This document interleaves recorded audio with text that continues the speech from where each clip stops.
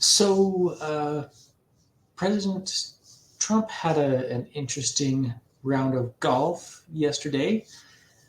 Uh, Around the fifth hole, he got tackled by his Secret Service and rushed back to Mar-a-Lago because there was a guy with a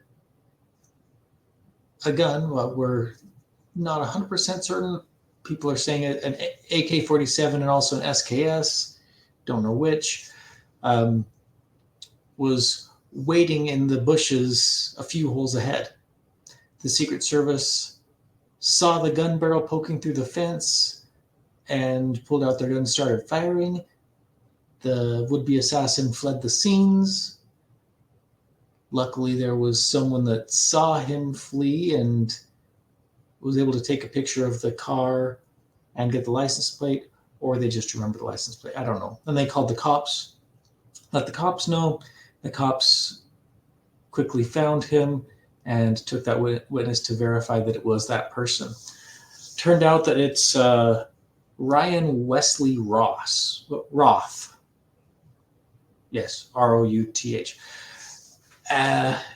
He's from from South Carolina, but he lives in Hawaii, and he fights in Ukraine.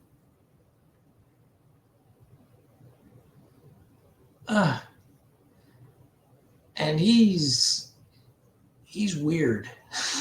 I don't know how else to explain it. He acts like he's had a little bit too much LSD or crack or something. I'm not a drug aficionado, so I wouldn't know. But there have been a few people that have talked about him, or that are more well versed in substances, that say he's fried, I think is what they said. Anyway, I've got a few clips about this. Where should I start? Let's start with the Secret Service.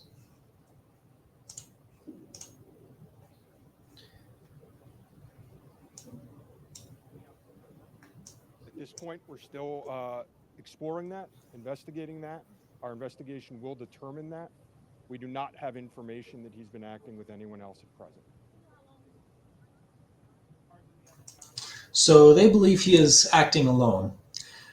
However, him acting alone would be kind of difficult because he didn't fly in with his gun from Hawaii, I'm assuming, which would mean he would need to have either outfitted himself or been outfitted with the gun and the body armor, which he used to make a makeshift defensive shield on the fence line.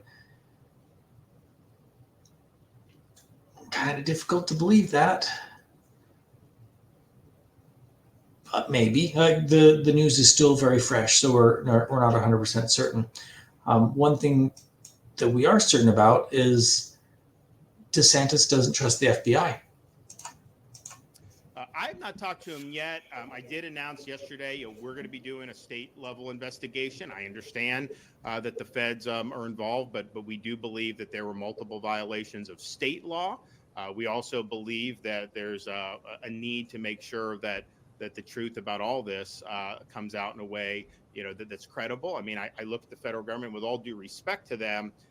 Those same agencies that are prosecuting Trump in that jurisdiction are now going to be investigating this. I just think that may not be the best thing for this country. Nevertheless, they have their prerogative, but we have our prerogative. And so we'll be making an announcement further along those lines in the ensuing days. Yeah. So DeSantis, which I think that's a tremendously good move for him for a few different reasons. One, it looks really good. Like it makes him look like a good executive. Perfect move for him to make, for him to possibly be jockeying for a position in the Trump cabinet, maybe, or setting up for 2028. He can say, when Trump had an attempted assassination in my state, I took it seriously. I took these steps. I refused to allow the federal government that had been persecuting and prosecuting Trump to just roll in and dictate what they thought I should do. They wanted Roth handed over to them. I said no. He is in our custody. He is staying that way until we get some answers. I think it's a brilliant move by DeSantis to do that. And if it's just for political points, okay, might be self-serving. I don't really care as long as we get to the bottom of what's happening. That's what really matters to me. So this Ryan Roth, he like I said, he's an interesting character. I've got a little video that talks a little bit about his connections. You're gonna love this. We know who this is right over here in the American shirt, right? Do you know who this is? First of all, it's a chef. Chef Jose Andres. Do you know who that is? Smart Farming with Jose Andres and Secretary Hillary Clinton and President Bill Clinton. No. He was just cooking for Kamala not that long ago. He's a humanitarian chef who works for a company called the World Central Kitchen. And they go around the world and they feed third world countries like Haiti and soon America if we don't get our shit together. How does something like this happen? So he was in Ukraine because there's a war in Ukraine, and you know he's the humanitarian kitchen guy. And apparently the would-be assassinator wanted a picture with him while he was also out there pushing for America to get more involved in Ukraine. Look at all the Ukraine flags, right? And he just spoke at the Clinton Global Initiative meeting like a week ago.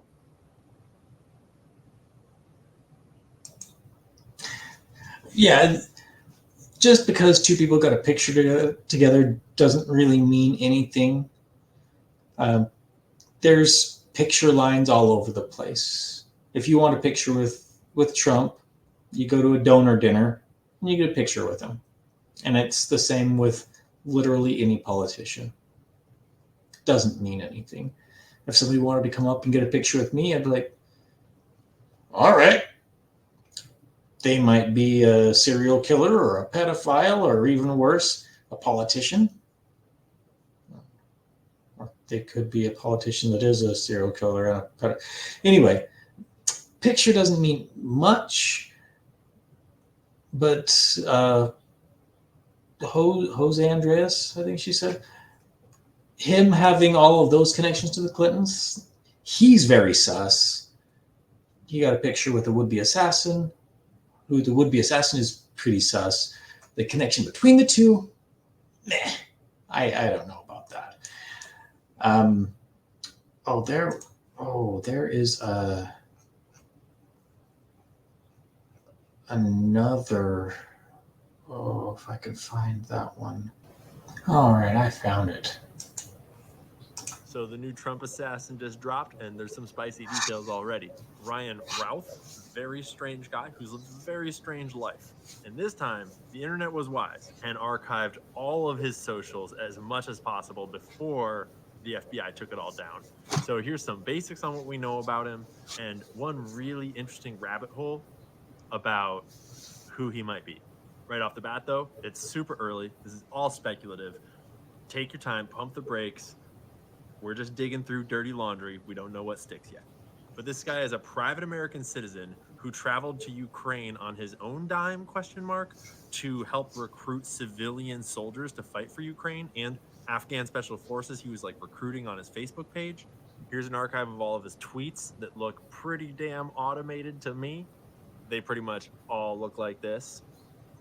In a past life in Hawaii, he apparently ran this company that made a single tiny home and a single Facebook page and never did anything else with it. Super weird. But I grabbed everyone that he followed on Twitter before they deleted it. He only followed 60. And right down at the bottom of that list, which I think indicates his first follow, is this girl named Sue Kim, who is ex-CIA, along with some other very interesting things. So what I've heard is that once you're CIA, you're always CIA. There is no retiring from the CIA. Man. Now, again, reminder, this is just speculation, digging through Twitter dirt. Maybe this chick is just a wonderful, patriotic person that's helping America. Who knows? But her account is private, meaning why does he follow her? I've been digging around, and one of my followers said that they found her in the people that follow him back. I have not been able to confirm that for myself because they took the account down. If you've got a video of the 1.2 thousand followers that followed him, that would be great to know. He says that she was at the bottom of his followed list, meaning that she followed him right when he made the account. That would make sense, seeing as she's at the bottom of his following list of who he follows too. I mean, every asset needs a handler. And when you go through some of these other affiliations here, you get what is essentially the CIA training grounds at Johns Hopkins University. It explores the relationship between politics and the many kinds of military power, from the use of terror by small non-state groups to the threatened use of nuclear weapons. Its director is John McLaughlin, who is literally an ex-acting director of the CIA and ex-deputy director of the CIA, 3-decade career at the CIA. David is third on the list of people at the top of this institution at the university. 30-year career in Army Special Forces, various special operations, invading various countries, as well as Operation Enduring Freedom. You get the idea. Anyways, Rand Corporation, that's a military industrial complex think tank, kind of like the Atlantic Council. And LMI.org, yeah, that's like a military industrial complex education and training program as well. Preliminary findings on the internet when you search our homeboy, the shooter, show his arrest record, including in 2002, possession of weapons of mass destruction, Class F felony. Now, that one specifically, he had a machine gun. He didn't have like sarin gas or an atomic bomb or anything. It was just a machine gun. Still, if I was charged with weapons of mass destruction, they'd probably put me away, I would assume. Along with 3 other blocks of things like possession of handguns or concealed weapons and driver's license stuff. And yeah, that sounds like some operative shit to me. But again, oh, also, he got probation for his weapons of mass destruction felony. Just putting that out there. we don't know any of this yet. We're just digging through dirty laundry on the internet. It's hard to tell what's real. But this is a photo of the weapon he used and the setup he had. People are speculating it looks an awful lot like, Russian, Ukrainian class of rifle. He's doing these weird recruitment ops in Ukraine for civilians. Well, he's like posting on his Facebook all the time to like no followers about how he's recruiting hundreds of civilians to fight for Ukraine. Posting for like Afghan special forces to contact him so they can come fight in Ukraine. But he's like just a random citizen from Hawaii. And one of the 60 people he follows is this CIA gal that allegedly follows him back. That looks an awful lot like a handler or a contact. His account looks an awful lot like a bot or an MK Ultra or a Pato. Who knows what the hell this is? His criminal record looks an awful lot like what you might expect a kind of guy in this kind of line of work to leave behind. And then there's the weird video evidence getting turned up. Officials in Kyiv simply aren't interested in recruiting them. Ukraine is reluctant to be cooperative. That's Ryan Ruth, a U.S. citizen who set up the International Volunteer Center in Ukraine to help connect foreigners to Ukrainian military units. Now I'm talking to over 100 soldiers every day. Pretty much everybody, all of my contacts in Ukraine, they were adamant, pretty much yelled at me every time that I suggested that we bring in Afghan. The Ukrainian government didn't respond to our request for comment.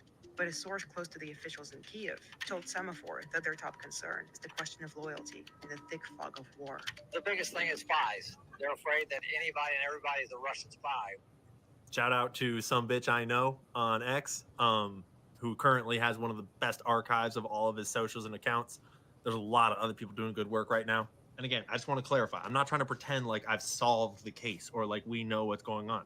We just have learned by now that the FBI is going to just cover everything up. And so it's up to us to try to dig everything out before they do. So that's what we're doing. And yes, it's ridiculous that that is even a set of sentences we have to say in America in 2024 when someone tries to kill the former and future president of the United States of America. And I mean, I can only imagine who might be backing up these operations to try to shoot him and who might be providing the intel and the access and the cover-ups, etc. So last thing I'll say, Ryan Routh, he's currently in custody. He was driving away in an SUV. They caught him. He's alive for now. And I just want to remind us all, Ryan Routh did not kill himself. If cameras malfunction outside of his cell, if he has a weird slipping accident, whatever happens, yeah, you know the story. 50 more days. My money's on at least one more attempt before we get there. So stay frosty, because the war machine desperately needs the wars to escalate, and they're not down with the MAGA Maha folks shutting down the wars. And they are ready to kill people, ready to assassinate, allegedly, apparently, theoretically, just jokingly, in order to perpetuate those wars. I think that's pretty accurate. Whatever's going on, it seems pretty suspect. So there have been a lot of people that have said Trump needs to tone down his rhetoric. It's actually his fault that he's getting people trying to assassinate him. And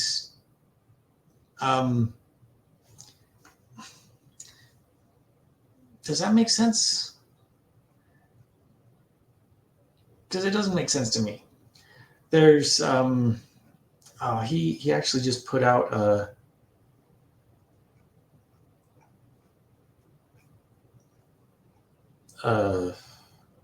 a truth or a statement where he actually put together a compilation of people that were being a bit aggressive with what they were saying. And that is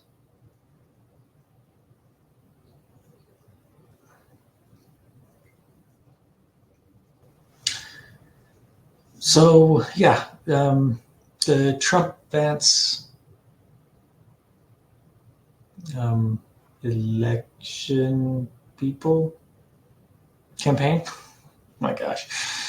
The Trump-Vance campaign released a little bit of a collection of different tweets that different people have said. Yesterday, President Donald J. Trump was the target of a second assassination attempt in as many months. Thankfully, the would-be assassin was stopped by the heroic action of law enforcement. But make no mistake, this psycho was egged on by the rhetoric and lies that have flowed from Kamala Harris, Democrats, and their fake news allies for years. Democrats used increasingly incendiary rhetoric against President Trump in the days, weeks, and months leading up to the two assassination attempts. Number one, Kamala Harris repeatedly said Trump is a threat to our democracy and fundamental freedoms. Also, Kamala Harris, it's on us to recognize the threat Trump poses. Kamala Harris, does one of us have to come out alive? Ha ha ha ha ha. That was when she was on the Ellen DeGeneres show. So not all of these are tweets. Some are just statements that they've made other locations. Joe Biden, it's time to put Trump in a bullseye. That was said at a dinner, I think, just a few days before the Butler, Pennsylvania shooting. And also Joe Biden. I mean this from the bottom of my heart. Trump is a threat to this nation. Biden, there is one existential threat. It's Donald Trump. Joe Biden, Trump is a genuine threat to this nation. He is literally a threat to everything America stands for. Joe Biden, Trump and MAGA Republicans are a threat to the very soul of this country. Biden, Trump and the MAGA Republicans represent an extremism that threatens the very foundation of our republic. And that is a threat to this country. Tim Walz, are Republicans a threat to democracy? Yes. Are they going to put people's lives in danger? Yes. And it goes on and on and on. More. That doesn't even include the dangerous rhetoric against President Trump spewed by dangerous Democrats during the 2016 and 2020 elections, the impeachment hoaxes, and the Summer of Love. Meanwhile, the deplorable commentary from Democrats and fake news in the aftermath of the latest assassination attempt has been even worse. Hakeem Jeffries, we must stop Trump. Rachel Vindman, wife of a disgraced impeachment hoax witness, no ears were harmed. Carry on with your Sunday afternoon. Rep. Mickey Sherrill, this really seems to be a confluence of two very bad things going on in the Republican Party. The attempts to divide, to enrage the populace. That doesn't even make sense.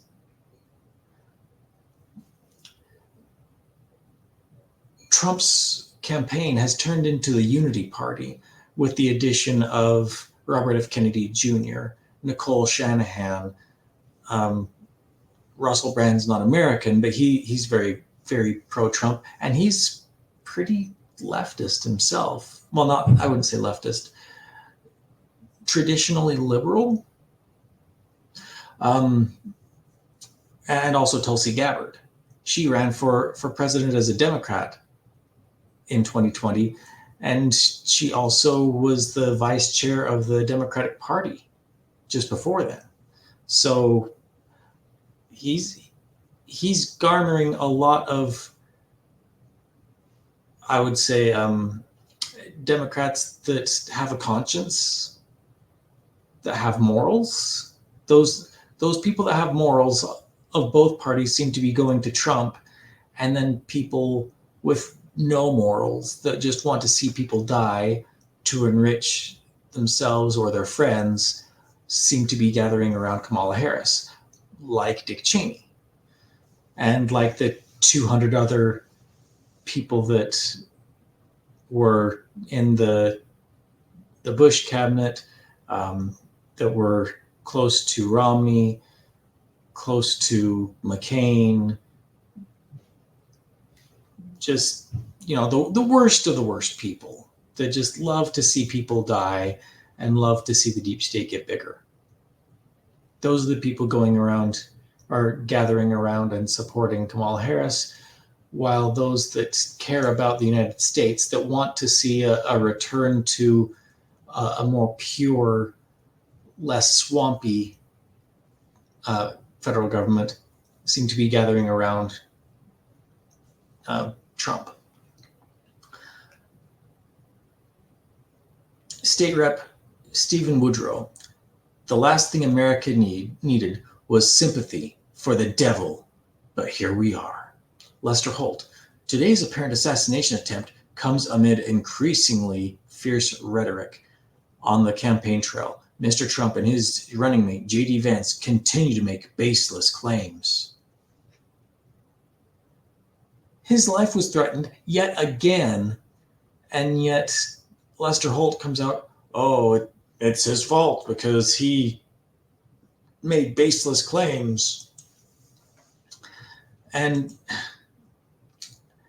I don't even know what to say. It's just so insane how he can be demonized for being the person being shot at or targeted. Here's J.D. Vance talking about it. These are the first public remarks that I have made since my running mate was nearly assassinated for the second time yesterday.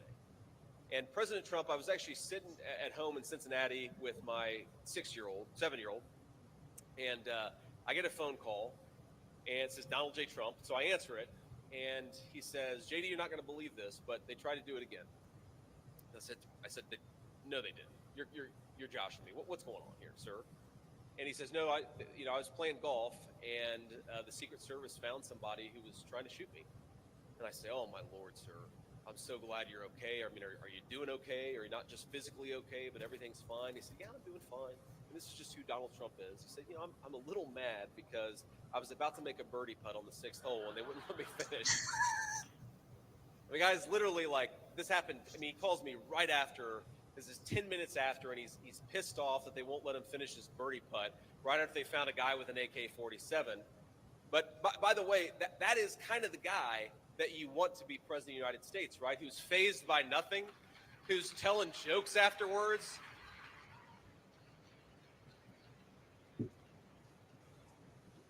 I think I was, without a question, bothered by it more than he was, and I was in Cincinnati, Ohio, that 100 miles away from where this went down.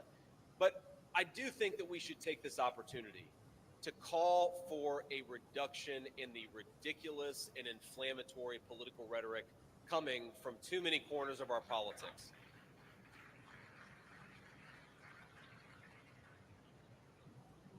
Look, we can disagree with one another, we can debate one another, but we cannot tell the American people that one candidate is a fascist, and if he's elected, it is going to be the end of American democracy. We cannot, as a person affiliated with Kamala Harris has said, that we need to, quote, eliminate Donald J. Trump. A New York Democratic congressman has said that in the past. If you tell the American people that this person is the end of democracy, if you tell the American people that this person needs to be eliminated, most of them, thank God, are going to ignore you, but some crazy person is going to take matters into their own hands and actually listen to the crazy rhetoric that you're putting out there. And I know it's popular on a lot of corners of the left to say that we have a both sides problem. And I'm not going to say we're always perfect. I'm not going to say that conservatives always get things exactly right. But the big difference between conservatives and liberals is that no one has tried to kill Kamala Harris in the last couple of months, and 2 people now have tried to kill Donald Trump in the last couple of months. I'd say that's pretty strong evidence that the left needs to tone down the rhetoric and needs to cut this crap out. Somebody's going to get hurt by it, and it's going to destroy this country. Somebody is going to get hurt, and you think about what an incredible wound it would open up in the United States of America, all of us. And I promise I will do my part to tone down the rhetoric, but in particular, the people telling you that Donald Trump needs to be eliminated, you guys need to cut it out or you're going to get somebody hurt.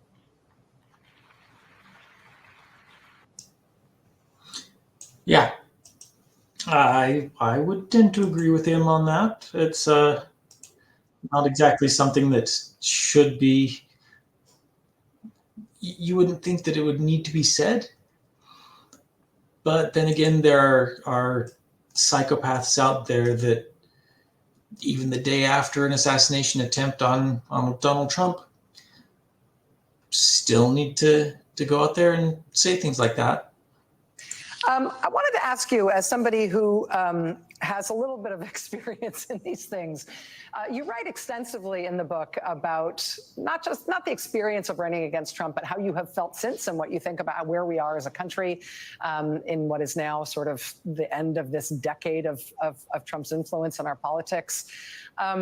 You sounded a very, very hopeful note at the Democratic convention. Do you feel like Democrats and Americans in general are getting any better at sort of resisting his tricks or understanding what you see as the threat of his ascending to power again?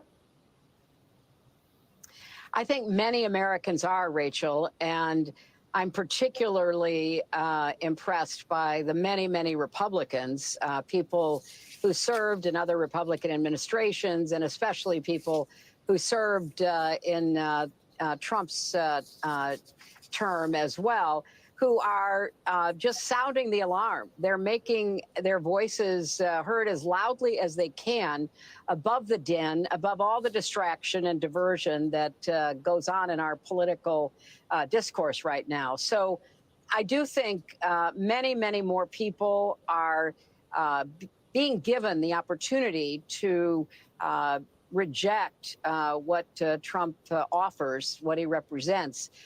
Not as many. The race is still too close. The Electoral College is still the big hurdle that has to be overcome.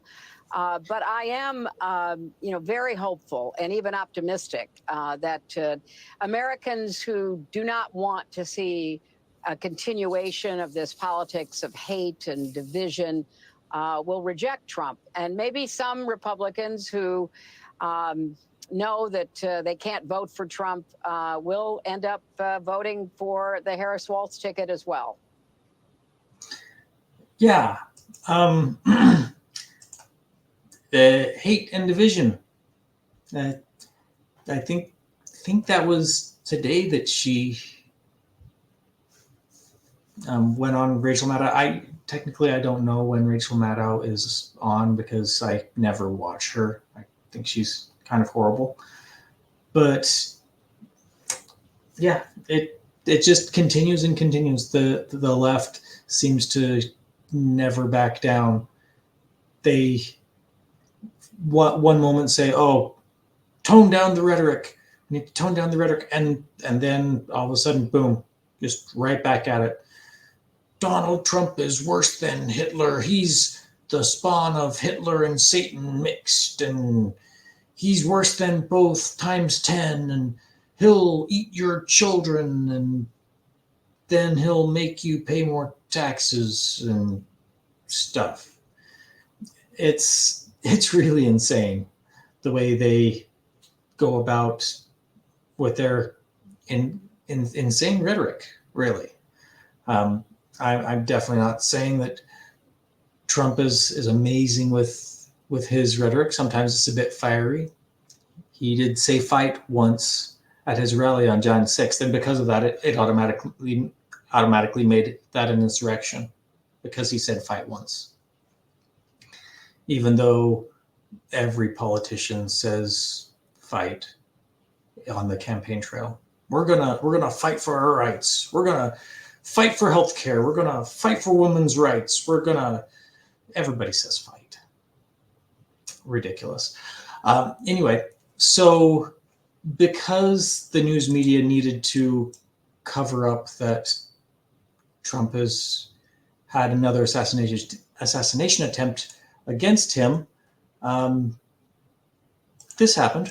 On scene here that we're getting this information from. We were actually the first ones here with about 30 different law enforcement vehicles at least. There are 3 Bearcats on scene here. This just all unfolded, Sandra, I would say less than 10 minutes ago. We got here even before the crime scene tape came up. So we're just down the hill. If you look up the street where Tony is right now to the right, you'll see one of those Bearcats and law enforcement. On the other side of those bushes, basically, is that home that is registered to Bad Boy Films, which is part of Bad Boy Entertainment. And the home in particular is registered not only to Bad Boy Films, but to one of P. Diddy's daughters. They are heavily armed, and they've been very tactful, would probably be the best word to use, as they made entry into this home. That is one weird looking statue right there. I'm assuming that's a statue. Weird. This afternoon. We actually watched them as they made their way through one of these side gates. And as soon as they got inside the home, one of the first things they did was made their way into this garage that you see is open right there. Now, they did take a couple people into custody. We witnessed that. Now, are they under arrest? Are they just being asked about what they know? That I can't answer, but I can tell you there's 3 people right there that were taken into custody, were inside that home at the time of the raid. We did see a bunch of investigators going in, making the raid in there and clearing that as well. So they're going to do a thorough search as they conduct this raid. And so far, Stu, from what I understand and from Haley on the ground there, they have not seen, and we have not seen from our vantage point, any sign of Sean Combs, the 54-year-old who is believed to be the property owner of this. So yeah, it's best for the Democrats that the Trump assassination gets memory hold as the attempt gets memory hold as quickly as possible, because the more that's in the news, the more sympathy Trump garners, and the more his poll numbers go up. Because every time he's attacked, whether it's lawfare or an assassination attempt, his poll numbers just keep going up because of that. Actually, the poll numbers in Iowa were just revised by Ann Seltzer. She was sitting on her poll numbers for a few weeks for some reason, and it shows him at plus 17, I think, which is a pretty big margin. I would think that would be a margin for like Idaho or something. Well, no, that's like plus 40 in Idaho or Utah. But anyway, I would say more of a purple state.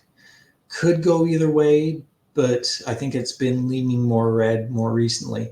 But plus 17 is huge, and that really makes it look like Michigan and Minnesota are definitely in play and possibly going to lean Trump.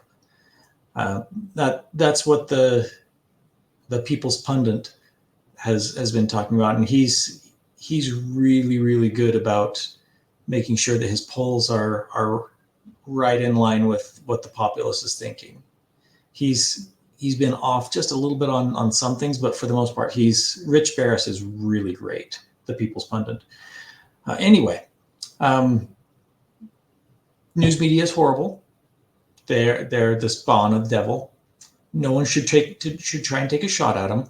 However, they should be investigated. They should go out of business, and no one should ever listen to them.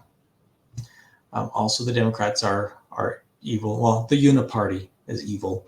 The Unity Party, I'm very excited about and hopeful that it will actually bring America back to sanity, but we'll see.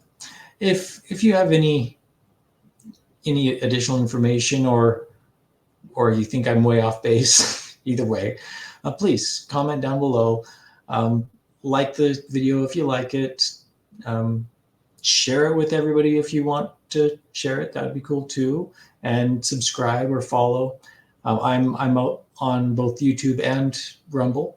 If you want to follow me both places, that would be cool too. And we'll see you on the next one. Thanks. Bye.